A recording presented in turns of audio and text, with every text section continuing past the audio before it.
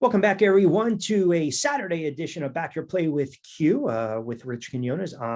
Rich Quinones, and maybe I need another cup of coffee. We're on TV, Delmarva 14.1, the YouTube channel, Rich Q on Q. I get sometimes when you're doing the show and I have my guests on, right, it's a little easier. I bring them into the conversation. When it's just me, it should be a lot more easier to fly. But be that as it may, halfway through, we've got about 15 to play with. I want to get in a little bit to the NBA because so this is where we're at right now. In the Eastern Conference, you kind of know who the animals are, right? Boston, Milwaukee, Cleveland, yes, they've got some scorers and Mitchell and whatnot and Garland. Then you've got the 76ers who got tripped up against Boston. Then they lost to Miami. Then they bounced back later on a couple of days ago against Miami with no Embiid, no problem. And then the surging Knicks, who have compiled a nice little winning streak.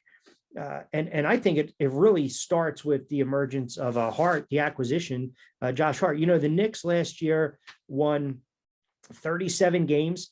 And as it stands, as we come on this Saturday, they're, pretty much going to hit that 40 win mark. And it's been done with Randall and Brunson, who's a bona fide star. But the acquisition of Hart, think about this. He's averaging about 14 and 6 a clip since the trade for him. He's got a $12.96 million player option contract. He can opt out of that. He's going to want some big bucks. But I love what the Knicks are doing. They have their legit guard. I think Brunson is a flat out star. He's got the look, the make of a big time player. Randall had the ascension, then he came down, then he's back up. The Knicks to me are going to be a scary out in the Eastern Conference. I would not want to play them in the first round. Milwaukee still has Giannis. We know about the bench. We know about the depth. I still believe, for my money, they're going to be the team along with Boston, who's got really the big 2+ in Tatum, Brown. And then if you want to say Smart, that's a great backcourt. They've got depth. They're well coached. They live and die by the 3-point shot. I think you need that sometimes in the NBA. And you're seeing too, I don't know if anyone else has noticed this, but the league itself, the scoring that we've seen in the NBA, I mean, we're talking games now 15, 20 years ago, 95-90, 88-81. I remember a playoff game, the Knicks in Indiana, I think it was like 78-76. You get that at half.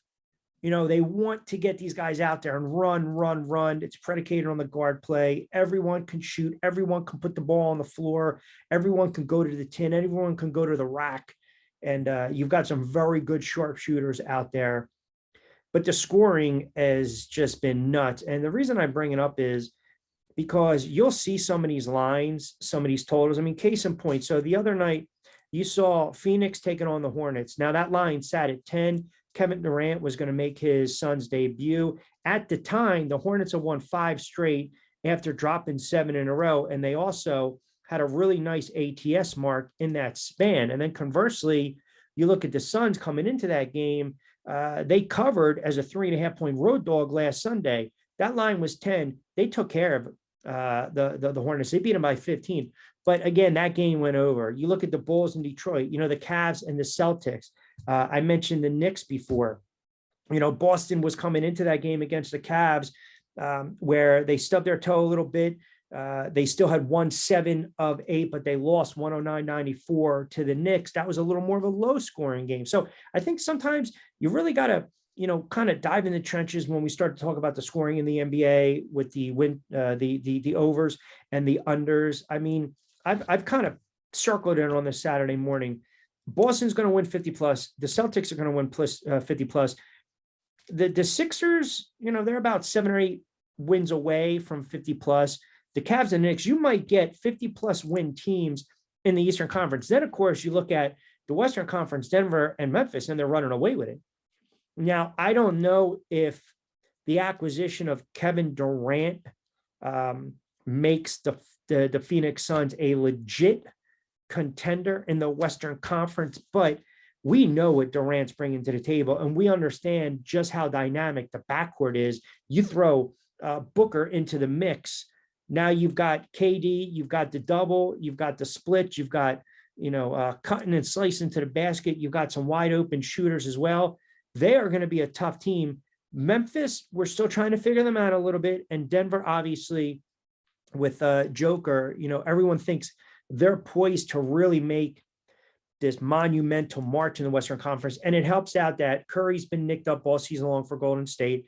And I mentioned this earlier in the week with my NBA insider, Jonathan Marshall. Like, do we really care?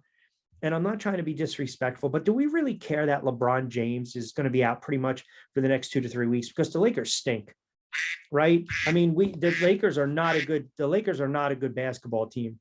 You know it, and I know it. So I look at this team right now, and I say to myself, they're just falling by the wayside. Do we trust the Clippers? Sacramento is still kind of a young team, kind of feeling their oats. Utah's hit or miss. Phoenix, we need to see. They got to win a championship, right, with the makeup. So I think the Western Conference is top heavy. And then you look at the Eastern Conference, and it's really just maybe one or two teams. I don't believe the Sixers are able to beat a team like the Boston Celtics. I've heard people say, well, you lose late in a game, you've closed a gap. I don't believe any of that. They can't beat Boston. Boston mentally has the edge over the 76ers. Milwaukee has the mental edge over the Philadelphia 76ers. And the problem right now, if you're a Sixers fan, you love the effort Embiid gives you because he's a perennial all-star. You can argue front runner for MVP. I have no problem with that. The numbers justify that. But Embiid's always one goofy fall away from missing time. Harden, what James Harden are we going to see come the fourth quarter, right? It's like you have to either have dog in you or the nasty dog. And Harden doesn't have the nasty dog. And that's been his bugaboo throughout the course of his career. So if this team's down 6, 7, 8, 9 points midway through the fourth and Embiid's in foul trouble and you need someone to take over, who are you going to look at? Harris? Maxey, since he's coming off the bench now, his confidence looks a little shot. You know what you're getting from Harris, and they lack depth and they lack perimeter shooters. And you really need someone other than Harden to put the ball on the floor. And if your shot's not there to create, and I just don't see it. And I think they're a terrible matchup against a team like Boston. I think they're a terrible matchup with solid guard play and an interior presence, Milwaukee. And I actually do you one better. I think the Knicks would give the Philadelphia 76ers a bad matchup. I think they would be a matchup nightmare, to be honest with you, because you got Randall, you got Brunson, Barrett, hit or miss, and now you incorporate Hart, who is your, Randall and Hart, and really Randall is your playmaker, and it creates so much spacing on the floor. So we're going to find out probably in another 2 weeks, really where we're at with some of these teams in the Eastern Conference. The Western Conference, I kind of gave you my overall thoughts. I mean, we still know that Milwaukee, Boston, Phoenix, they're the front runners to win the NBA championship. Some of these teams are plus 350, 400, plus 450. If you lay 100, they win, you win 450. Those are not bad odds to get, if you want to catch them right now as the season starts to kind of wear down with a handful of games, 20 something odd games left to go in the season or so. So we're going to start to see where the rubber meets the road, right? Atlanta just fired their head coach. Trae Young's not happy. Pardon me. So there's issues with the Hawks in the Eastern Conference. The one thing I've found when we look at the NFL and we look at the NBA, it's as clear as day, is it not? The NBA is a players-driven league. We can all agree.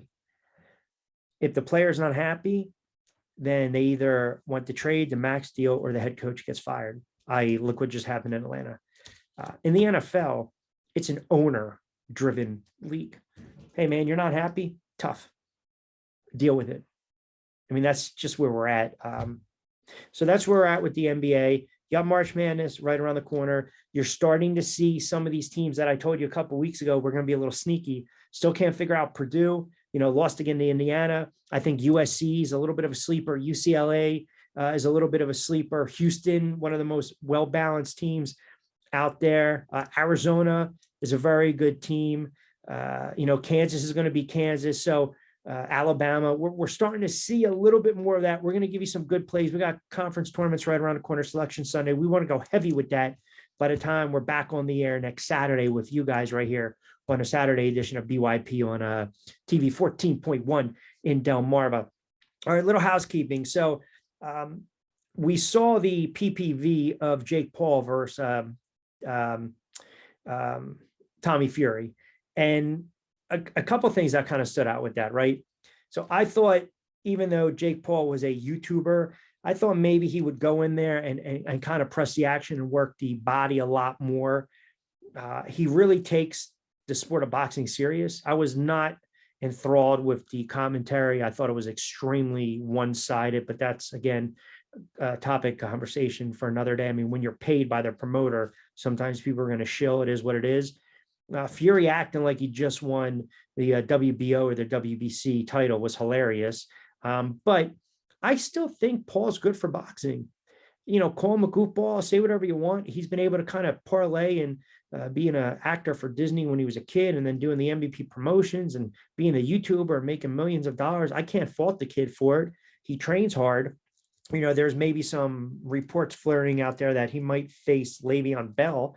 You know, I saw it on Twitter and I kind of joked because I'm like, all right, well, Le'Veon Bell's got fresh legs since he hasn't played in the NFL in how many years?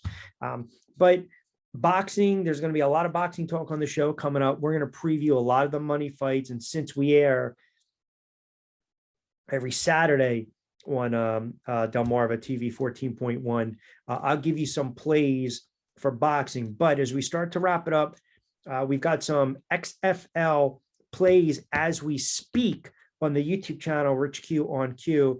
Earlier in the week with BYP, my insider, Jovan Alford, joined me. There was 4 XFL games on the docket. We gave you some of those plays over the weekend. And I know we're pressed for time. I want to see if I can pull those out real quick. If not, definitely check out the YouTube channel because they are sitting there for you guys. There was 4 games on the docket. We ran through the gamut on that. So please check out, like, comment, and subscribe. And as I mentioned, our good friends over at One With Life Tequila, ultra premium tequila, our good friends brought you, and of course, sponsoring this Saturday edition of BYP. All right, we got to start wrapping it up on this Saturday. Appreciate all the good folks in the First State and TV 14.1 in Delmarva. We will talk to you guys Monday to Friday during the week with BYP. Also on Wednesday and Thursday, 27 and Q with myself and 2-time Super Bowl champ, Brandon Jacobs. Remember, it's all about money management. When you guys are doing your gambling, when you're doing your sports betting, have fun with it, enjoy it. Don't gamble. Don't play what you don't have. And if you say it, play it, that means you're going to stack it. And that's because you backed it. Have a good sports Saturday. We'll talk to you guys next week from 9 to 9:30 right here on TV 14.1 in Delmarva. As always, I'm Rich Quinones, and this has been Back Your Play with Q.